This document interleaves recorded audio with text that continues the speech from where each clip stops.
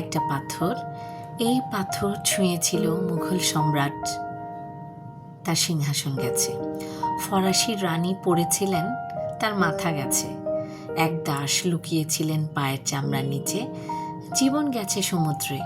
তবুও সেই পাথর আজও ঝলমল করছে, নির্বিকার নিষ্পলক।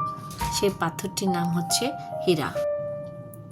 আজকের ভিডিওতে আমরা জানব পৃথিবীর 3টি সবচেয়ে রহস্যময় হীরার গল্প, যেগুলো শুনলে তুমি নিজেই সিদ্ধান্ত নেবে এটা ইতিহাস নাকি সত্যি অভিশাপ। পৃথিবীর কিছু বস্তু আছে যারা শুধু চোখ ধাঁধায় না, মনের ভেতর একটা অদ্ভুত শিহরণ জাগিয়ে তোলে।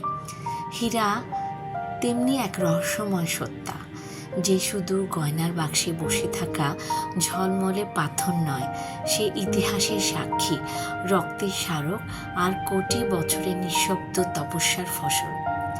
তাকে ঘিরে যে গল্পগুলো জন্ম নিয়েছে, সেগুলো কোনো কল্প কাহিনীকেও হার মানায়। কোহিনূর বহু হাত বদল হয়ে অবশেষে হীরাটি এখন ইংল্যান্ডের টাওয়ার অফ লন্ডনের জুয়েল হাউসে আঁটোসাঁটো নিরাপত্তায় রয়েছে।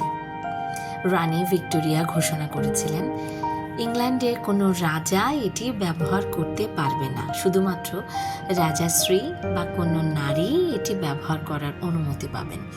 বর্তমানে রানীর দ্বিতীয় এলিজাবেথের মৃত্যুর পর রাজা চার্লসের স্ত্রী ক্যামিলা পার্কার কোহিনূর হীরাটি অধিকারী হয়েছেন। বিগত দিনে যারাই কোহিনূরের দাবি করেছে, তাদের কারো দাবি যুক্তরাজ্য গ্রাহ্য করেনি। বর্তমানে হীরাটি লন্ডন টাওয়ারে ব্রিটিশ রানীর মুকুটের অংশ হিসেবে প্রদর্শিত হচ্ছে।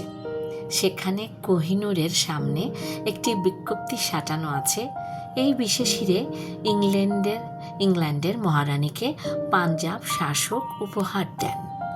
সংক্ষেপে বলতে গেলে, কোহিনূর আজ লন্ডনের বন্দী।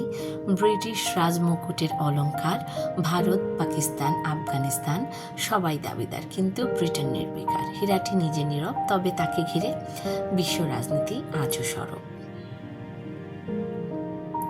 নীল অভিশাপ মানে আরেকটি হীরার নাম হচ্ছে হোপ ডায়মন্ড।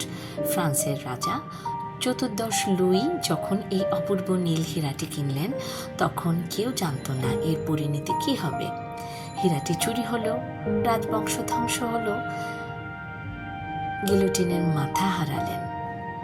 এরপর যার কাছে গেছে সেই নীল হীরা, কেউ দেউলিয়া হয়েছেন, কেউ আত্মহত্যা করেছেন, কেউ পাগল হয়ে গেছেন। ওয়াশিংটনের এক ধনী পরিবার এটি কিনলেন, তাদের সন্তান গাড়ি চাপায় মারা গেল, মেয়ে মানসিক ভারসাম্য হারালো, স্বামী স্ত্রীর বিচ্ছেদ হলো। আজ এই হীরা আমেরিকার স্মিথসোনিয়ান মিউজিয়ামে রাখা আছে। বিজ্ঞানীরা বলেন অভিশাপের কথা উড়িয়ে দিতে, কিন্তু এর দীর্ঘ রক্তাক্ত ইতিহাস এখনো মানুষের মনে শিহরণ জাগায়। হোপ ডায়মন্ড অভিশাপের একটি নাম।